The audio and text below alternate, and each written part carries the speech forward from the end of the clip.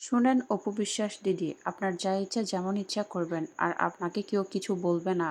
আপনার যেমন ইচ্ছা তেমন করে আপনি ফার পেয়ে যাবেন। বিষয়টা কিন্তু তেমন নয়।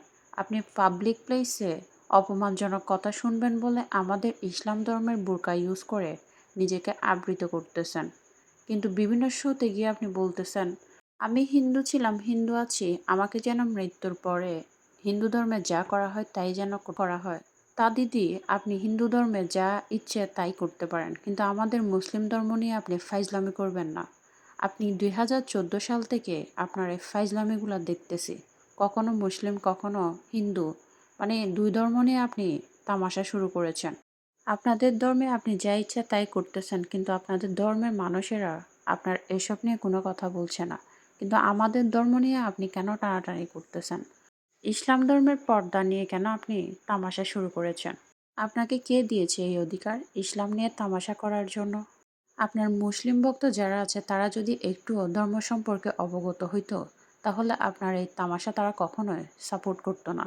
আপনি কখনো হিজাব, আবার কখনো অদ্য উলঙ্গ, আবার কখনো বোরকা পরে হিজাব পরে ঘুরতেছেন।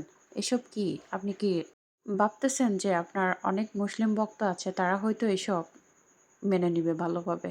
আপনি যে ভণ্ড এটা তারা হয়তো জানে না, যার কারণে আপনাকে তারা সাপোর্ট করে। আপনি আর কতদিন মানুষের পাবলিক সিম্পেথি নিয়ে চলবেন? এখন তো শাকিব খানও আপনাকে চায় না। তাহলে আপনি কেন, কোন আশায় আমাদের ধর্ম নিয়ে এমনভাবে তামাশা করতেছেন? জানতে পারি আপনার কাছে? নিজেকে লুকিয়ে রাখবেন ভালো কথা, তো আপনাদের ধর্মে যা আছে সেসব নিয়ে লুকিয়ে রাখেন। আমাদের ধর্মের জিনিসপত্র নিয়ে কেন, আমাদের ধর্মের সম্মানিত বোরকা নিয়ে কেন আপনি এমন অসম্মানজনক আচরণ করছেন? রোজা আসলে শুরু করেন শরবত বানানোর নাটক, আবার কুরবানি ঈদ আসলে শুরু করেন কুরবানি নামের নাটক। মানে আপনার নাটক দেখতে দেখতে মানুষ বিরক্ত। কখনো হিন্দু সেজে সিঁদুর শাঁকা পোলা এইসব পরে ঘুরতেছেন, আবার কখনো বোরকা পরে মুসলিম সাজার চেষ্টা করতেছেন। মানুষকে আর কত ধোঁকা দিবেন আপনি?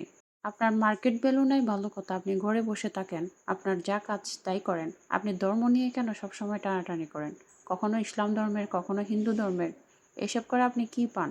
সবসময় নিজেকে আলোচনায় রাখাই কি আপনার কাজ? এসব বন্ধ করেন। আপনি যা আপনি তাই করেন। আপনি যে ধর্মের সেটাই পালন করেন। আমাদের ইসলাম ধর্ম নিয়ে ফাইজলামি বন্ধ করেন।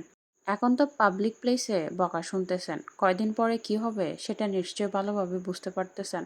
সো ধর্ম নিয়ে, ধর্মের অনুভূতি নিয়ে এমন ফাইজলামি করবেন না। নিজের ধর্মকেও ছোট করবেন না, আমাদের ইসলাম ধর্মকেও এভাবে প্রশ্নবিদ্ধ করবেন না। আপনি যা আপনি তাই করুন।